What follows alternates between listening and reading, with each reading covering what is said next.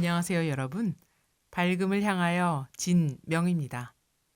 오늘은 박윤미 작가님의 내가 나보다 잘 살았으면 좋겠다의 13번째 편을 읽어보겠습니다. 법 앞의 평등은 불가능한가요? 엄마, 부자병이라고 들어보셨어요? 얼마 전 미국에서 음주운전으로 행인 4명을 죽인 16세 소년이 부자병이라는 진단을 받아서 감옥에 안 가고 보호 관찰이란 관대한 처분을 받았대요. 부자병? 처음 듣는 병명인데? 삶이 너무 풍요로워서 감정을 통제하지 못하는 병이래요. 비싼 변호사와 심리학자를 고용해서 만들어낸 병명 같구나. 유전무죄가 통하는 사회니까 그럴 수도 있겠네.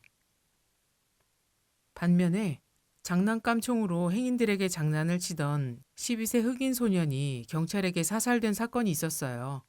유전무죄, 무전유죄라고 미국 시민들이 분노했다는데 죄의 유무가 부의 크기에 의해 좌우된다는 건 모순 아닌가요? 그런 면이 있지. 우리나라 국민 중 80%가 유전무죄, 무전유죄라고 믿고 있다는 조사 결과를 본 적 있어. 그런데 죄의 대가를 어느 정도는 돈으로 보상할 수 있긴 하지. 돈은 노력의 산물이니까. 그런 얘기가 아니잖아요. 죄의 본질에 대한 거죠. 무고한 사람을 4명이나 죽이고도 무죄 판결을 받고 반면에 아무 잘못 없이 억울하게 죽었는데 가해자는 기소도 안 됐어요. 뉴욕타임즈에서도 그 흑인 아이가 부유한 백인 아이였다면 죽지 않을 거란 기사를 내보냈대요. 그래, 슬픈 이야기구나. 부모 입장에서는 똑같이 귀한 자식이었을 텐데 말이야. 그런데 이 세상을 지배하는 원리는 정의가 아니고 힘이야.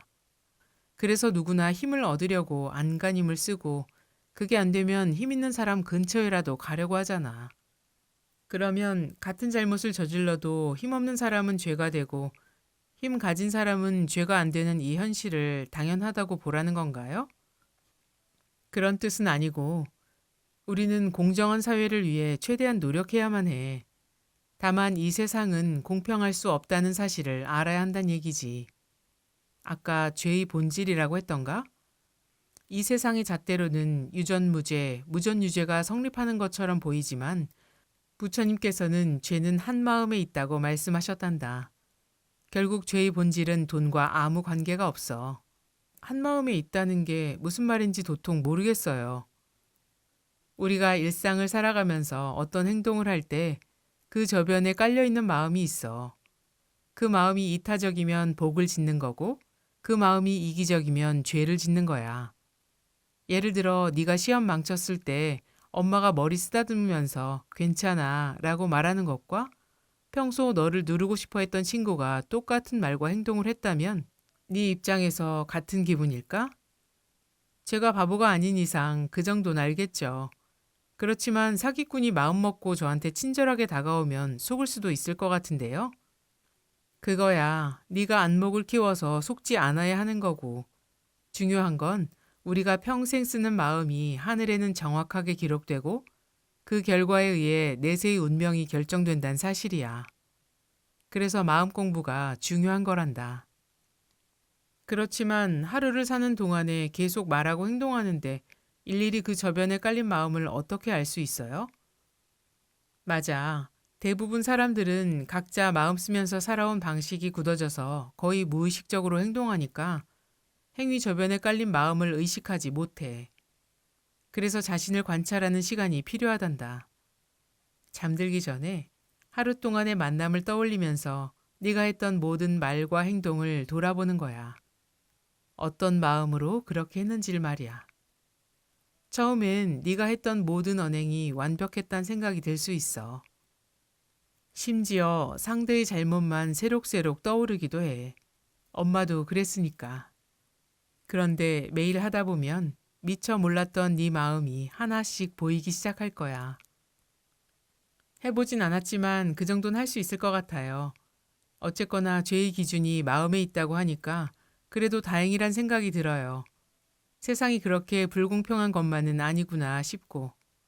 그래, 우리 눈엔 세상이 불공평해 보이지만 부처님이 보실 땐 각자 마음 내서 행동한 대로 받아가며 살아가는 지극히 공평한 세상이란다.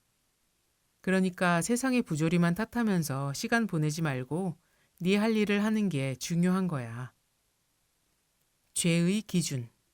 죄는 말, 행동, 사회적 규범처럼 외형으로 판단할 수 없다. 죄는 마음에 달려 있다. 즉, 진실하고 이타적인 마음으로 행할 때는 죄가 되지 않지만 자기 자신만을 위하여 무언가를 얻고자 하는 마음으로 행하면 죄가 된다. 자신만을 생각하고 위하는 마음은 집착을 낳아 사물을 바르게 볼 수 없게 된다. 이로 인해 마음이 점점 어두워지고 폐쇄적이고 독단적인 사람이 되어간다. 이렇게 되면 스스로 마음이 무겁고 외롭고 쓸쓸해진다. 반면 자신을 넘어서 남을 위하고 모든 것을 나눠 가지려고 하면 밝은 마음이 된다. 이런 사람들은 모든 것에 감사하며 사물을 바로 볼 수 있는 밝은 지혜를 얻어 번뇌와 고통으로부터 자유로워진다. 생활 속의 대자유. 여러분은 어떻게 생각하세요? 불공평한 이 세상을 살아가려면 어떤 힘이 필요할까요? 우리는 어떤 자세로 살아야 할까요?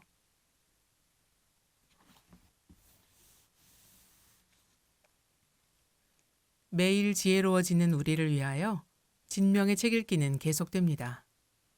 여러분의 관심과 사랑은 큰 힘이 됩니다. 그럼 다음 시간에 만날 때까지 안녕히 계세요.